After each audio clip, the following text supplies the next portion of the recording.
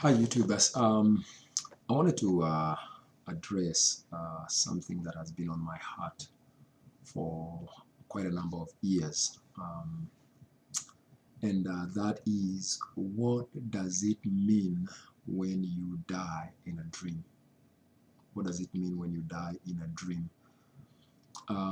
When I was a kid, I used to hear, just urban legends that, if you die in a dream, you will not wake up. Nobody dreams that they die in a dream. And I actually do not know about anybody else's experience, but I wanted to just share a dream that I had many years ago in which I died, and what actually happened when I actually died in the dream, because I believe that it is very important, especially for believers, to understand the importance of dreams, to understand how to interpret dreams, and to understand the role of dreams in our Christian walk and in our communion with God, because I believe that there are many people who ignore many messages, many signs that God is sending through dreams. Now, this will not be a comprehensive study about dreams and how to interpret dreams, so I will not be using a lot of scriptures for this, just because this is just a testimony really of what happened to me. And this testimony begins really when I was about in 7th grade, which where I come from is called Standard 7. I was in primary school or in middle school. And what happened is that when I was growing up, my mom was a Pentecostal Christian, at least in when from about 10 years of age, maybe. At least I was aware of that. And so, because of course of going to church, the influence of that, and knowing about God and hearing about salvation and all that, and I desired, I could tell there was something about these believers, just by looking. There was something about them that was different, especially some of them, not every one of them, but I could tell there were those that you could tell there was something supernatural about this person. There was something supernatural about how they prayed and so on and so forth. And also the message to me was profound. The message of Jesus was profound, and I desired to be a Christian, but I didn't know how to become a Christian. And whenever I would ask, at that time, I don't think there were many people who really understood the doctrine very well, at least around me. And all they would say is, you just receive it by faith, just accept it and just pray this prayer. And so I would pray that prayer many times, the sinner's prayer. We'll talk about that another time. But one time I walked up the aisle, and we prayed the sinner's prayer, and shortly after that I joined a baptism class, and I can't even remember what was taught there. And I got baptized. I was maybe 12 years old, maybe 10, between 10 and 12. I can't remember what age it was anyway, just right offhand. But anyway, I was in 7th grade. And so now, therefore, I became a Christian. But even from the moment I prayed the sinner's prayer and the moment I was baptized, I knew something was missing. I knew that what I'd been seeing and what I'd been searching for, I had not got it. But now that I'd walked down the aisle and I'd given the testimony in front of many, witnesses, now, everybody now started saying, "You're a believer, you are born again." And my brother and my dad, they would laugh at me, and some friends would laugh at me. And on the other hand, those who are believers, my mom and my aunts and all that, they would insist, "Now you're a believer, you're on our side." And so I was kind of torn in between. So anyway, but I had to live the life, because now I had professed the life. And I believe that a lot of people are caught up in that. And so what happened was that, for about 3 years, I was able to keep it up, keep up the appearances, look like a Christian, go to church, look like I'm praying when other people are praying. But I could tell there was something missing. I mean, I still desire to know God. I still desire to, but there was something missing. I was not yet born again. Now I've come to understand that many years later. But at least I had that desire in my heart. But I know that God had chosen me from the very beginning, and so that's why I had that great desire in my heart. I just didn't know how to get there. So one day, when I was in What would that be? That would be 10th grade, Form 2. I was in Form 2 in high school in Kenya. And I was getting pulled to two sides. I was, that was the time Michael Jackson was really, on top, king of pop and movies. And, and I was an adolescent, and there was this great pull because, all my young friends, they would be talking about all these worldly things, and I'd feel like being pulled to that side. And then at the same time, I went to a Christian school, I went to a Baptist school, and I was being pulled towards the Bible studies, and I was torn apart. I didn't know which side to go. But I really desire to do the worldly things, but I also desire to know God. At least I desire to find out what is that thing that is called salvation. And so when I was in 10th grade, I had this dream one time. And it was such a profound dream. I did not realize it until about 22 years later. It was so profound. I wish I had understood it then, but hindsight is 2020. So in this dream, my mom used to have a little plot of land which we used to farm on. We were farmers growing up, agriculture. And in the dream, we were at that little farm. And, it was a sunny day. And my mom was sitting right in the middle of the little farm. And she was sitting in an armchair, and she was knitting a cardigan or a pullover. She used to knit. I know that these days it's very hard to see that happening. But anyway, she was knitting. And she used to knit even in real life. So I saw her in the dream, she was knitting. And then in the dream, I saw a snake. And this was a green snake. I've never forgotten that snake. It was a green snake. And this snake began to chase me. And I was running as fast as I could, and I was running all around the farm, but I was running around in a circle around. So my mom is in the center, and I'm running around, and I kept running, and I kept trying to call to her, and I was saying, "Can't you see the snake is gonna catch up with me?" But for some reason, it's like we were in two worlds. She could not hear me. I screamed and I called and I ran as fast as I could, but she was not hearing me, and I never got any help from her. And so I ran and I just tried my best, but eventually I got tired. I can remember in the dream I got tired. I ran out of breath. And so in my mind I thought, wow, if I stop, this snake is going to bite me and I'm going to die. But I was out of breath. I was out of energy. And so I gave up. And so this snake caught up with me, and I can remember clearly that it bit me right on my ankle, right on my foot. Can't remember which foot, right or left, I don't remember. But anyway, it bit me. And as it bit me, I felt the poison just course through my veins. And I could feel in the dream that the life was draining out of me. And the life was draining out of me. And as I was lying down there dying, I was reaching out my hand to my mom, and I was saying, "Mom, I'm dying. I'm dying. I'm dying. I'm dying." And then finally said, "I'm dead," and I died. And I remember clearly that I actually died. But when I died, of course, it's like I went to sleep.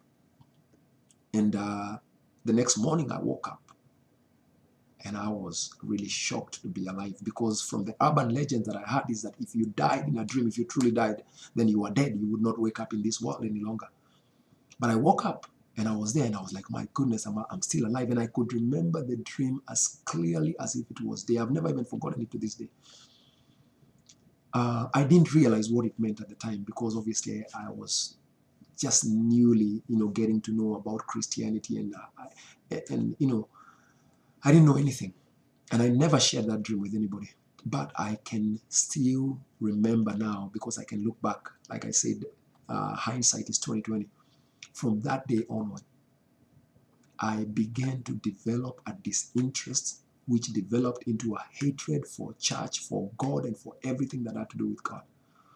And I began to have a passion just to participate in hedonistic pleasures. And I stopped going to church gradually, because obviously I had to keep up appearances for a little bit, maybe for a few months. But after that, I never went to church again. And by the time I completed high school, I came out of high school and I was 18 and I could do whatever I wanted to do. And immediately I started drinking, smoking, weed, fornicating. I was doing everything. went to college and did more of it, now that I was even more freer, and never went to church. I mean, I every now and then I would go back and I would feel the call, but there was just a deadness in me. I could not even remember why I so desired Christ before. And it was not until about 22 years later, when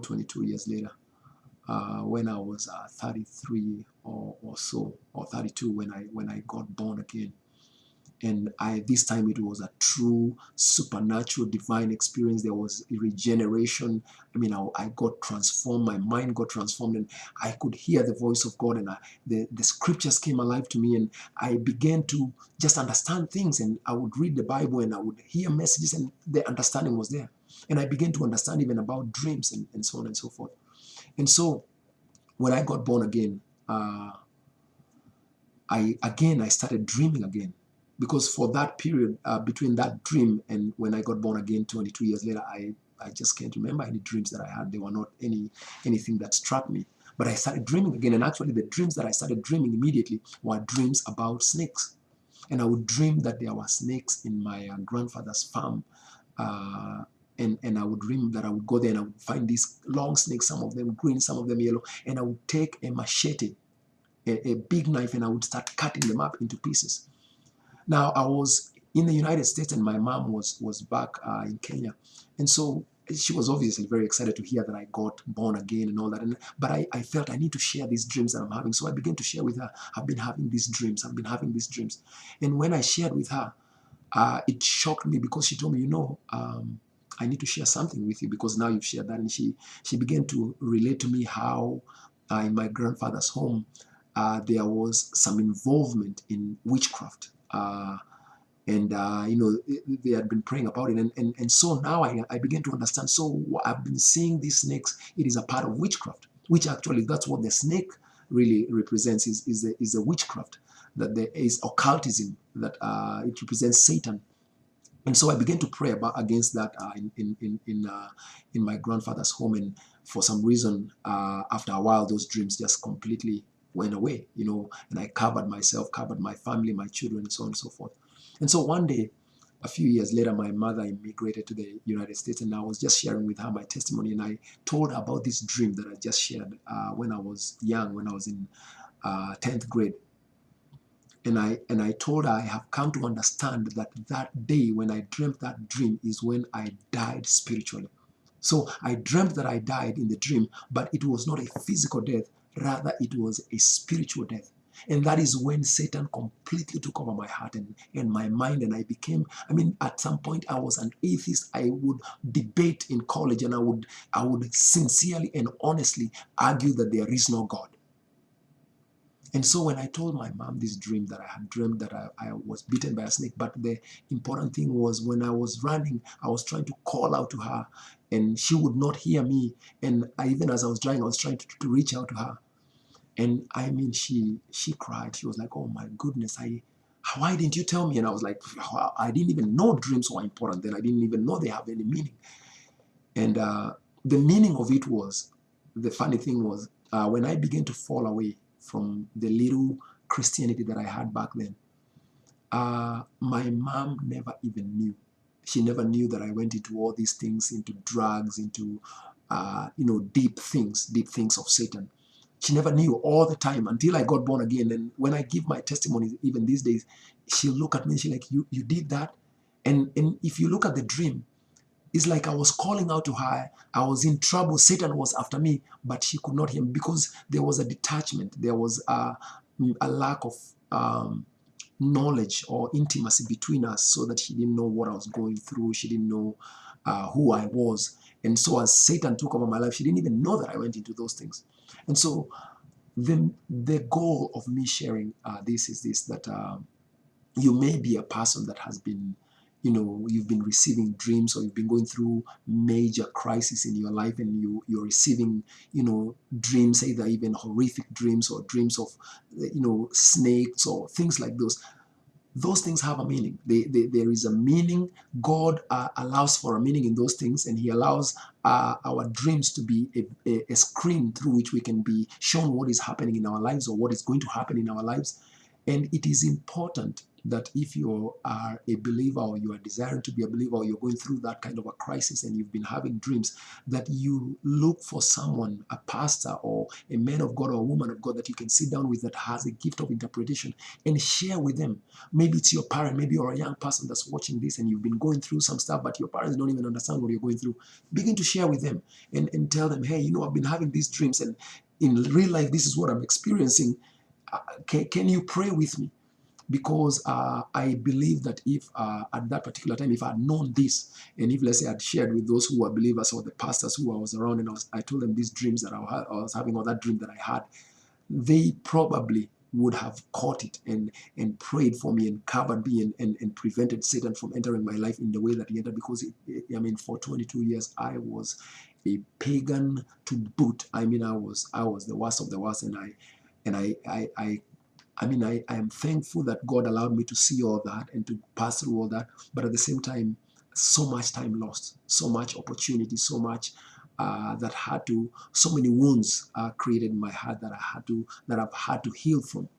And so maybe at another time, I'll spend some time and just give some biblical uh, pointers on how to interpret dreams and how to understand dreams, because that is so important. Because if you don't understand them properly, then you can interpret them wrongly and you can make the wrong decisions, say the wrong prayers. But if you follow the biblical principles, then you are able to know what God is saying.